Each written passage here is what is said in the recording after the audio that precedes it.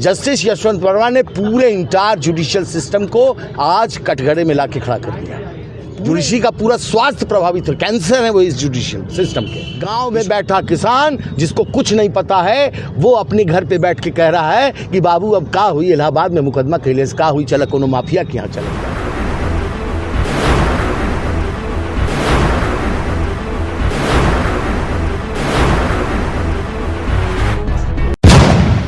न्यायपालिका है, public faith चली गई, न्यायपालिका चली। जस्टिस यशवंत वर्मा ने पूरे इंटायर जुडिशियल सिस्टम को आज कटघरे में लाके खड़ा कर दिया। पूरा जुडिशियल सिस्टम कटघरे में खड़ा है केवल एक आदमी की हरकत की वजह से। इसलिए जस्टिस वर्मा का इलाहाबाद में आना हम विरोध कर रहे हैं। हम किसी करप्शन के फेवर में नहीं है। करप्शन कोई करे उसके अगेंस्ट में बार एसोसिएशन खड़ी है। अगर वो जज हैं तो हम उनके खिलाफ खड़े हैं। हाई कोर्ट में उनकी कंटिन्यूएंस एज ए जज is injurious to the health of judiciary का पूरा स्वास्थ्य प्रभावित है, कैंसर है वो इस जुडिशियल सिस्टम के। ही शुड बी रिमूव्ड, उनको रिजाइन। अब सिस्टम है, कॉन्स्टिट्यूशनल पोस्ट है, इम्पीचमेंट होगा, ये होगा, वो सब तो प्रोसीजर है। अगर उनके अंदर इंसानियत बची है तो उनको आज ही रिजाइन कर देना चाहिए। आपने उनकी वापसी को डस्टबिन से भी तुलना की। अगर इलाहाबाद हाई कोर्ट क्या डस्टबिन है? जो जहाँ मन में आए जो गंदगी दिल्ली हाई कोर्ट के लिए ठीक नहीं है, क्या वो गंदगी इलाहाबाद हाई कोर्ट के लिए ठीक है? क्या हम डस्टबिन हैं? क्या कूड़ेदान है Allahabad high court? Allahabad high court कूड़ेदान नहीं है। यहाँ भी हमें ईमानदार लोगों की ज़रूरत है। हमारे अपॉइंटमेंट के मैटर 2 साल से पेंडिंग है। लिस्टिंग की प्रॉब्लम सबको पता है। उन पर क्या यहाँ के क्या वकील, क्या ईमानदार वकील इस इलाहाबाद हाई कोर्ट में नहीं है? आप जानते हैं हमारे यहाँ कैसे हमारे यहाँ आज की डेट में जो सिटिंग जजेस हैं उनमें मैं 20 जज का नाम ले सकता हूँ जिस पे आप उंगली का छींटा, justice Bhanot, justice Manju Chauhan, justice Neeraj Tiwari, कोई नाम कोई छींटा, जस्टिस जे मुनीर, कोई नाम कोई छींटा लगा सकता है उनके ऊपर? भगवान का रूप हैं वो लोग। आगे क्या रहेगी आपकी रणनीति? कैसे? हमारी रणनीति करप्ट जजेस के अगेंस्ट में। Corruption will not be tolerated at all, चाहे वो न्यायपालिका का कितने भी बड़ी पद पे बैठा व्यक्ति हो। कंटेम्प्ट के डर से मेरी आवाज़ बंद नहीं हो। सर, आपके विरोध के बाद अगर वो आते हैं, अगर विरोध के बाद आते हैं, न्यायालय बंद करेंगे। सर, एक बहुत इंपॉर्टेंट क्वेश्चन है क्योंकि आप लोगों ने जो लेटर इशू किया है फोर्ट, उसमें स्ट्रेंथ को लेके कई बार अब मैंने आज भी कोर्ट किया है। सुप्रीम कोर्ट को पता है हमारे पास जजेस नहीं है, तो क्या सारा ध्यान सुप्रीम कोर्ट ने दूसरे जजेस पे, दूसरी जगहों पे जजेस अपॉइंट हो रहे हैं? 2 साल से हमारे यहाँ अपॉइंटमेंट नहीं हो रहा है। उनको नहीं मालूम है हमारे यहाँ जजेस की स्ट्रेंथ कम है।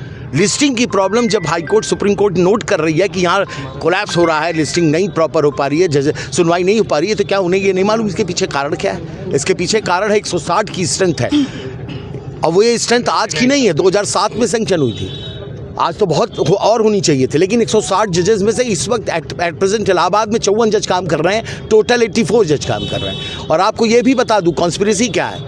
लखनऊ बेंच में जज की संख्या कभी कम नहीं होती, केवल इलाहाबाद हाई कोर्ट में जज की संख्या कम रखी जाती है, जिससे यहाँ बवाल हो, परेशानी हो। मैंने अपने लेटर में लिखा है, क्या ये कॉन्स्पिरेसी नहीं है कि इलाहाबाद हाई कोर्ट को तोड़ के बेंच बना दिया जाए?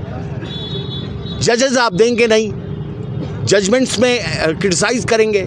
यशवंत वर्मा जैसे करप्ट जज को आप वापस इलाहाबाद भेजेंगे? क्या इंटरेस्ट, क्या मतलब है इसका? आप क्लोज डाउन करना चाहते हैं, इलाहाबाद हाई कोर्ट की बेंच बनाना चाहते हैं? यही पर्पज है, और क्या पर्पज हो सकता है? इतनी बड़ी संख्या में कैश मिला है, लोग कैसे विश्वास अब बनेगा? विश्वास बन ही नहीं सकता।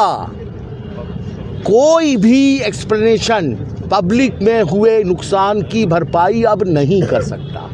गांव में बैठा किसान जिसको कुछ नहीं पता है वो अपने घर पे बैठ के कह रहा है कि बाबू अब का हुई इलाहाबाद में मुकदमा कैले का हुई, चला कोनो माफिया के यहाँ चल जाए। तो माफिया राज करेंगे, न्याय करेंगे जैसा कि होता आया था पहले।